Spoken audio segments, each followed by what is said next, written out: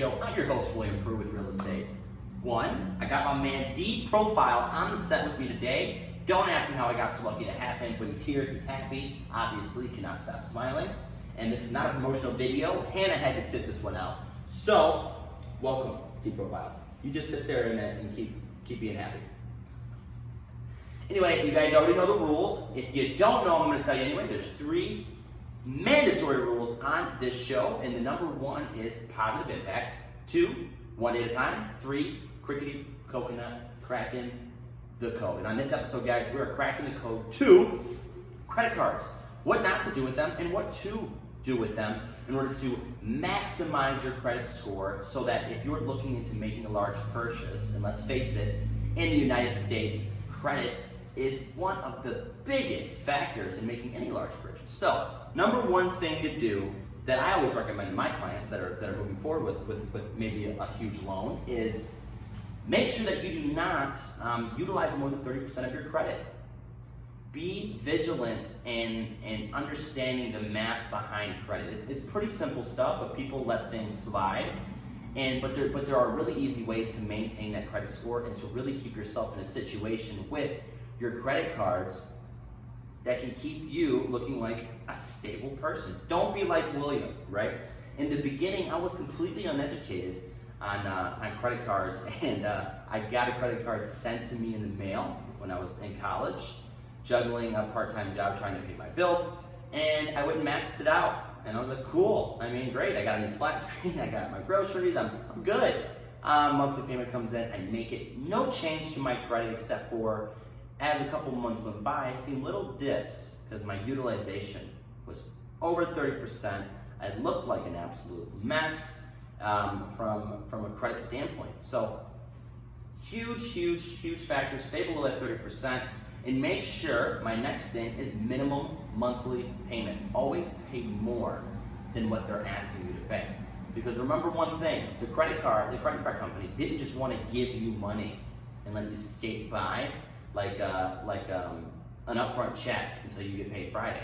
They're doing that to make money. Just like anybody who lends you money, they're doing it to make some sort of money, and that is from the interest. So the minimum payment they're giving you seems easy, seems really nice of them, but they're making their quick buck. If you pay it off quicker, don't close the account out, but if you pay it off a little bit more at a time, you're paying less in interest, more in principal, and that's the goal. You want to pay for what you spent.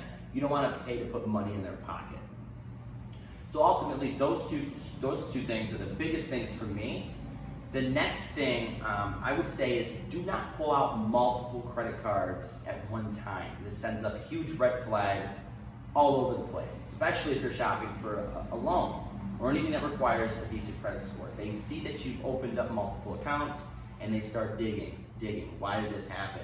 Did he max those out? Is he financially stable enough to hold on to a purchase like this and be responsible with it? So keeping that in mind, and also make sure that if you make sure to be reasonable with the credit cards that you pull out, it'll keep your credit at a balanced rate or pace. The next thing I want to point out is I always say just keep it at 30% utilization. But most people with a 750 credit score or higher usually stay in the 10% percentile when utilizing their credit card. So keep the purchases or the amount you spend on your credit cards at 10%. That's just the FICO score based on people that they run credit scores on that stay above a 750 credit score. The next thing would be do not run and close out a bunch of accounts at one time.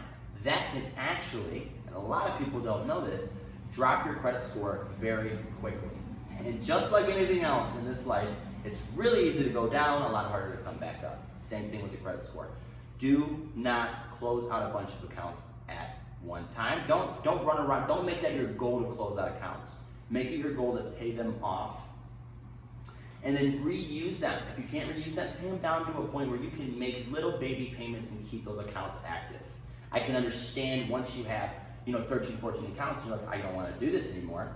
You want to make sure your credit score is at a comfortable level for you, that you know that you can take a hit of 3 or 4 points from closing an account. So those are the big things for me and what I always talk to my clients about when suggesting to them how to build their credit and what not to do, huge mistakes not to make when trying to get that taken care of. So that's what I got for you guys today. D profile, like I said, didn't have much to add. Did you want to add anything else? All right. As always, guys, it costs $0 and 0 cents to be a decent human being. If you're looking to buy, sell, rent, or invest, or have any questions in regards to credit, lenders, inspections, any of that fun jazz, please reach out to us. This is what we do. By us, I mean Hannah and I. She's not here. D Profile might be able to help you out on understanding credit cards too after he just sat and listened to me. But anyway, guys, it costs $0 and 0 cents to be a decent human being. We'll see you guys on the next episode. Thank you so much for being here. I appreciate it. All right.